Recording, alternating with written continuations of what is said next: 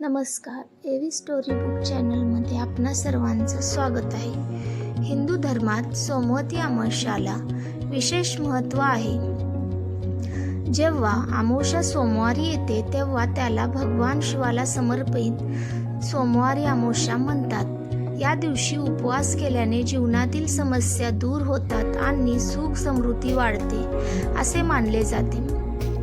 सोमवती अमावस्या वर्षातून फक्त 2-3 वेळा येते. ती दुर्मिळ आणि शुभ असते.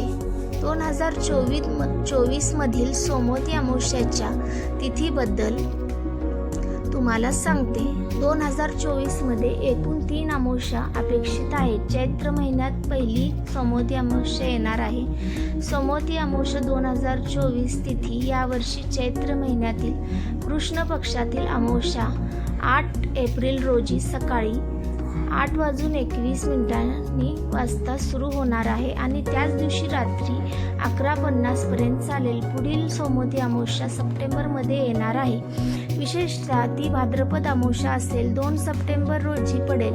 सकाळी 5:21 वाजता सुरू होईल आणि 3 सप्टेंबर रोजी सकाळी 7:27 वाजता संपेल. 2024 ची तिसरी अमावस्या पौष महिन्यात येईल. ही अमावस्या 30 डिसेंबर रोजी पहाटे 4:01 वाजता सुरू होईल आणि दुसऱ्या दिवशी 31 डिसेंबर रोजी पहाटे 3:56 पर्यंत सुरू राहील. सोमवती अमावस्याचे महत्त्व.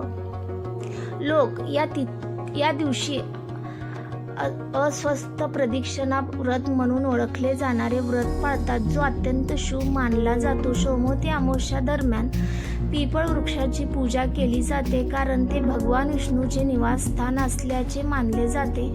पीपळ अंतर्गत अनुष्ठान केल्याने भगवान विष्णूंचा आशीर्वाद प्राप्त होतो.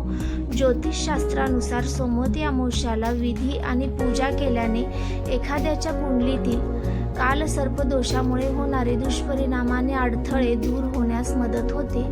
या दिवशी लोक अनेकदा पितृदोष पूजा करतात, ज्यामध्ये 3 पिढ्यांसाठी तर्पण आणि पिंडदान यांचा समावेश होतो. त्यामुळे आपल्या पूर्वजांच्या आत्म्यास शांती मिळते. सोमवती अमावस्या कथा. ही आज सोमवती अमावस्या दिवशी कथा ऐकल्याने खूप पुण्य प्राप्त होते. एकदा एका म्हातारा ब्राह्मण माणूस होता. त्याला त्याच्या दयाळू आणि सुंदर मुलीसाठी नवरा सापडला नाही. एक ऋषी त्याला भेटला आणि त्याला सांगितले की एक समस्या आहे, दोष आहे, आपल्या मुलीचे लग्न थांबवते. म्हाताऱ्याने उपाय विचारला आणि ऋषींनी आपल्या मुलीला सोना नावाचा दुलाईची सेवा करण्यास सुचवले. ऋषींच्या सल्ल्यानुसार मुलगी रोज सकाळी लवकर उठली आणि कोणीही उठण्यापूर्वी घरातील सर्व कामे करण्यासाठी सोनाच्या घरी जात असे. सोना आणि तिची सून हे पाहून हैराण झाले आणि शेवटी त्यांना मुलीची परिस्थिती कळली. मुलीने तिचा त्रास समजावून सांगितल्यावर सोनाने तिच्या समर्पणाने प्रसन्न होऊन तिच्या कपाळावर सिंदूर लावून आशीर्वाद दिला. काही वेळातच सोनाच्या जखमी पतीचे निधन झाले. सोना मुलगी आणि सुनेला घरी सोडून नवऱ्यासाठी प्रार्थना करण्यासाठी पिंपळाचे झाड शोधण्यासाठी गेली. तिच्याकडे देण्यासारखे काही नव्हते, म्हणून तिने एक वीट उचलली आणि 108 वेळा पिंपळाच्या झाडाला प्रदक्षिणा घातली. मनापासून प्रार्थना केली. सोमवती अमावस्याचा दिवस होता. तिच्या भक्तीने प्रभावित होऊन भगवान शिव आणि विष्णूने सोन्याच्या पतीला तिच्या अफाट समर्पणासाठी आशीर्वाद म्हणून पुन्हा जिवंत केले.